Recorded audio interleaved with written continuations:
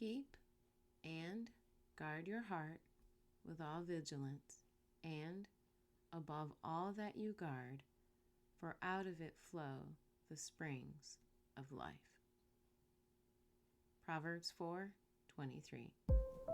Hey there, this is your spiritual alignment coach and mentor, Cortney Browning. Welcome to another episode of Unhindered Woman.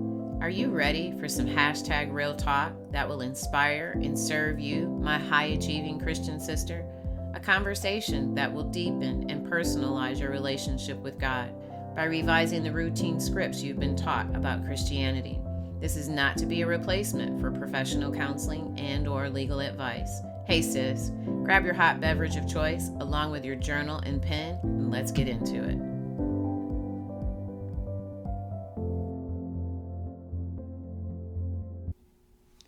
To run a business, there are several key things that we need to have, right?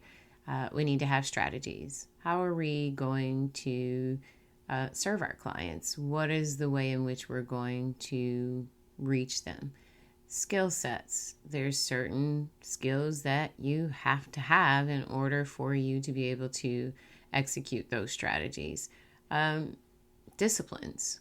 How are you consistent? Are you focused? And, do you have the patience that it's going to take to endure the highs and lows that come with business? Are you going to be able to overcome the mundane that comes with having a business? Those are things that are absolutely necessary. And then there are beliefs, right? What kind of beliefs do you have? What are your core values that you are going to have as you run a business? These are all things that are absolutely necessary. And yet, I want to talk about something that is even more pivotal than all of those things that I just mentioned. And that is your heart. Your heart is more important than all the other things that I just mentioned. And I love what Proverbs 4:23 says, where it tells us, God warns us to keep and guard our heart with all vigilance, and above all that we guard, for out of it flow the springs of life. Did y'all catch that it is actually saying to us that our heart is the thing that we are to guard above all else? Like, above all that we guard, keep and guard our heart. I find that super interesting. Like, think about all the things that on a daily basis we are guarding. We are to guard our eyes, right? What is it that we see? Because whatever it is that we see leaves an imprint, leaves an image that is very, very challenging to do away with. We are to guard our ears, what we allow ourselves to take in through hearing, because again, whatever comes, it is challenging to not be able to unhear, right? Or to be able to unhear it. So yet we're being told that our heart is what is necessary to guard above all else. Now, I don't know if you know the backstory of Proverbs, but I'm just going to speak into it a little bit because I think it gives weight to sharing this particular context of this episode. Proverbs is written by Solomon. Solomon was and is the wealthiest man that will ever exist. It's actually documented in the word that he will be the most richest man that will ever exist on the earth throughout all of time. So Solomon was a businessman. He was an entrepreneur. And here he is being given instruction by his father to listen, take heed to these words. And here are words that are being spoken to him. That he is to keep and guard his heart with all vigilance, and above all that he guards, for out of it flow the springs of life. I wonder if it's possible that whatever it is that is going on in our hearts is showing up in our business. I wonder. I believe 100% yes. Now, when I say that, let's speak on the positives. That would mean that if we're patient, if we're kind, if we actually walk in love towards ourselves, towards those that we serve, and those that we are in relationship with, then that's a great quality, right? That is showing up in our business. If we are quick to forgive, that is showing up in our business. If we are in a place where we keep competition in its proper perspective and we keep comparison in its proper perspective, that is showing up in our business. If we are authentic in how we convey ourselves and serve one another, then that is showing up in our business. Now, let's go a little deeper. If we have challenges with being quick to forgive, that is showing up in our business. If we have an identity crisis where we don't know who we are and we let our business and its success or lack thereof determine our value and who we are and tell us who we are, then that is showing up in our business. If we have undealt with sin in our life, then that is showing up in our business. If we have unhealthy habits, whether it's how we take care of our bodies or maybe there's some form of addiction, it may not be showing up right now, but at some point in time, it will show up in our business. If we have habits that God has been dealing with us on, friend, it is a matter of the heart. Because I'm going to say for Cortney, especially as a coach, our role is to be used by God to bring about transformation in a person's life. Isn't it interesting that that is what we are used to do in whoever it is that we have before us, their lives? And here it is. What does God tell us to do? To be not conformed to this world, but be transformed by the renewing of our minds. Well, the only way that we can have a renewed mind and make sure that the issues of life are in agreement with where God wants us to be is to keep and guard our hearts with all vigilance. I had said in the last episode that we were going to take this very slow. And so I thought, well, I'm not going to say I thought, I believe God is leading me to start here. Start with, are we keeping and guarding our hearts with all vigilance, and above all that we guard, for out of it flow the springs of life. Me personally, I have to be honest with you and say, this is not a thing without my relationship with God through Jesus Christ. Because why would I care? I hope that's not too straightforward. It's just truth. That's just a fact. Without God and spending time with Him and being in His Word and being in His presence, I would not care. Because my life's pattern from when I was a child, even up until now, and being in the world, and if I'm not careful, I'm more in the world than I am in God's presence or even being cognizant of God, it is very easy to slip into a callousness and a harshness about myself that I just would not care. In fact, I'm just reminded, in my 20s, my late 20s into my early 30s, one of the adjectives that was used to describe me was nonchalant.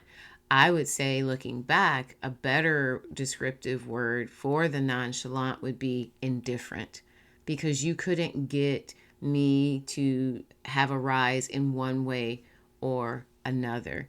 I was completely flatline. I was very indifferent. I just didn't care. And I'm not saying that in a positive way. I am actually saying that it was not good. And so, knowing that about myself and knowing where I'm at now, because I am very, very, very much advocating for myself by keeping and guarding my heart, because I do understand that out of it flow the springs of life. Whatever is going on in my heart, it is going to show up in my day to day, which also includes my business. So, that being said, I want to read another version that honestly, before coming on to do this episode, I was getting a little weepy because this it's very sobering, is how I would want to say it. This is the Passion Translation. Listen to what Proverbs 4:23 in the Passion Translation says. It says, "So above all, guard the affections of your heart, for they affect all that you are. Pay attention to the welfare of your innermost being, for from there flows the wellspring of life." I got to read that again. So above all, guard the affections of your heart, for they affect all that you are.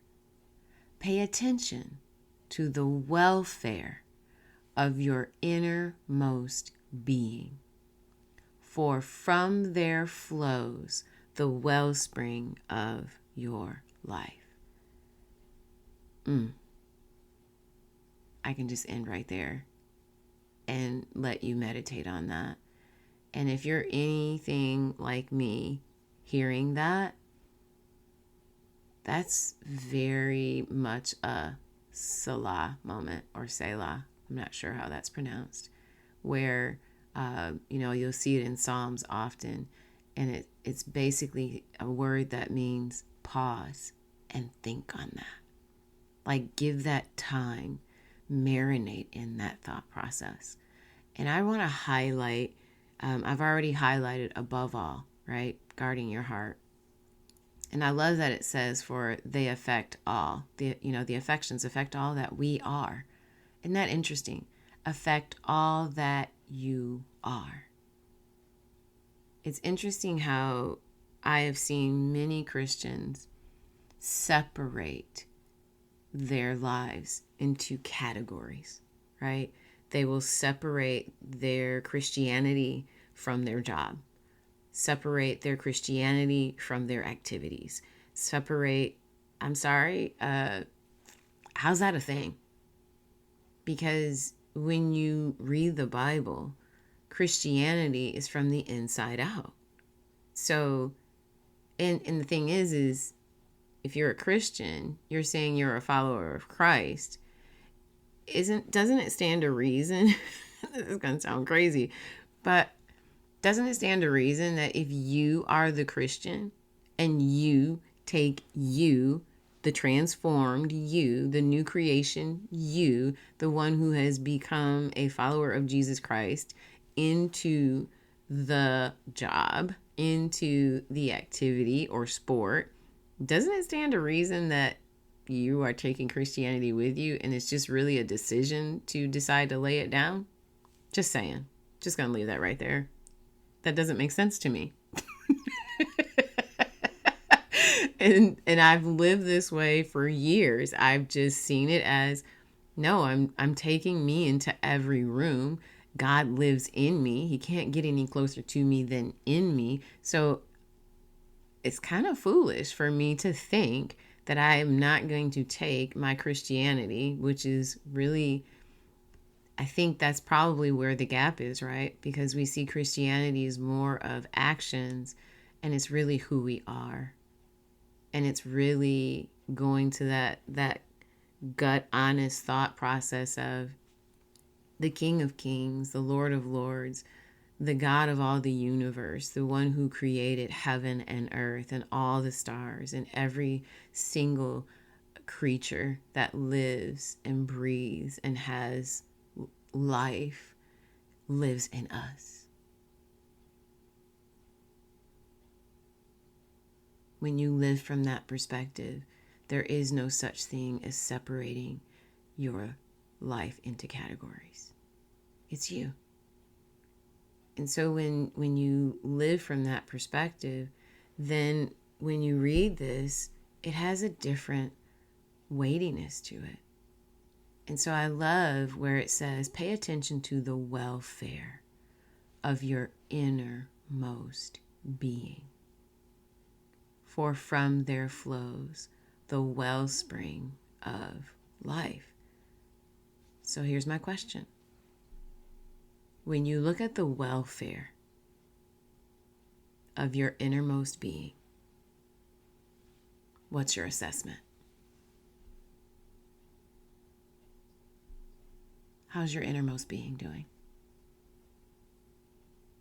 When you lay your head down on your pillow at night, are there racing thoughts? Are there thoughts that just don't seem to subside, that really kind of keep you up for the wrong reasons? If these are thoughts of excitement and joy and delight for what's to come and great expectation, or for the growth that has taken place in you personally, and you see it reflecting in your business and you're just giddy about it, that's one thing. However, if it's another, if it's concern for supply and resource, is it possible that the welfare of your innermost being is in a state of lacking trust and confidence in your provider? Do you see yourself as your sole source, or do you truly see God as your source?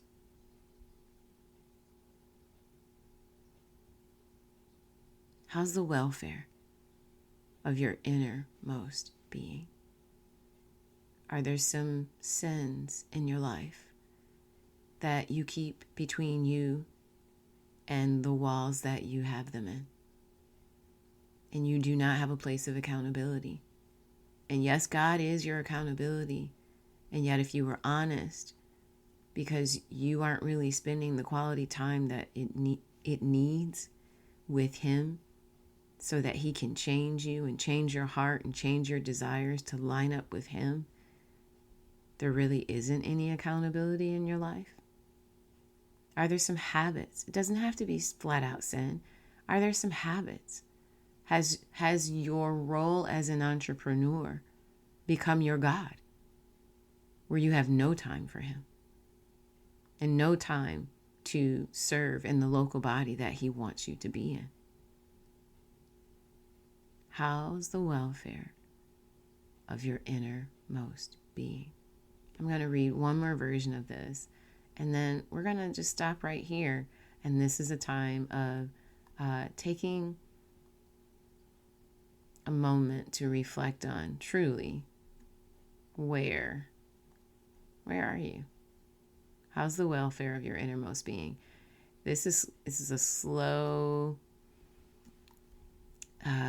process that we're going to walk through here of allowing God to truly show you some things, because He wants your business to thrive more than you want your business to thrive. Can I just say that to you?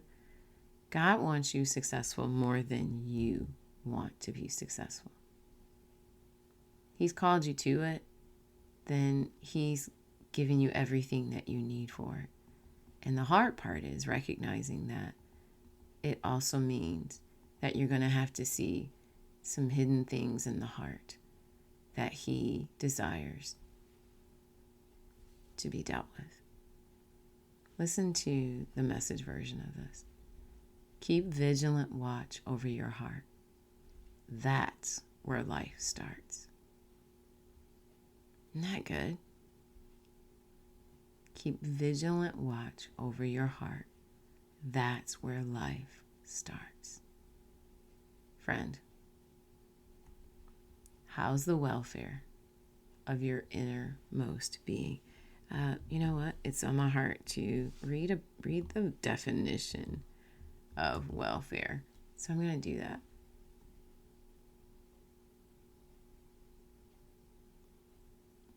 Sometimes I think if something isn't really defined, then we just hear it and say, oh, that was really good. Thanks, Cortney. Thank you so much for that. And I want to be found guilty. Oh, this reminds me of a statement that I used to say when my husband and I served in the youth ministry as youth leaders. And I would say to them, when I would say something they didn't want to hear as youth, and they would say, why do you have to say that to me? And I would say to them, and even in raising CJ, my stepson, I would say, what I desire to do is being found guilty of telling you everything so that you can never look back and say, Cortney should have told me, but she never did. And so that's what I want to do here. I want to make sure that you hear the definition of welfare so that you can truly do an honest assessment. Because as we go through these next episodes, if this isn't done, then to be honest with you, you're going to be doing yourself a disservice. And I know, like I said, God desires for you to be successful and thrive as an entrepreneur. And so why not hook up with him and do this so that you can see him show up and show off in you first and therefore through your business. So here's the definition of welfare. It is the state of doing well. I think that's a good enough. The state of doing well. Yeah, I think we'll just leave it at that. I feel like there should be more though. Nope, that's good. The state of doing well. So how's the welfare of your innermost being? Think on that. I'd like to challenge you. Journal about it. Write some notes about it. And if there are some things that really stand out to you and you'd love for someone to hold space for you to flush those things out, hey, reach out to me. You can email me at Cortney@unhinderedwoman.com. Remember, there's no you in my first name. And until next time, friend, thank you so much for joining me in this episode of Unhindered Woman. My hope is that you feel seen, known, and loved by God. This podcast is here to serve and inspire you to explore more on how to work with me, to find out what I'm up to and where you can find me on social media. Click on the links shared in the description of this podcast. I'd love and appreciate it if you give me a quick review in this app that you're listening in through. Don't forget, subscribe to this podcast if you haven't already. Talk with you soon, friend.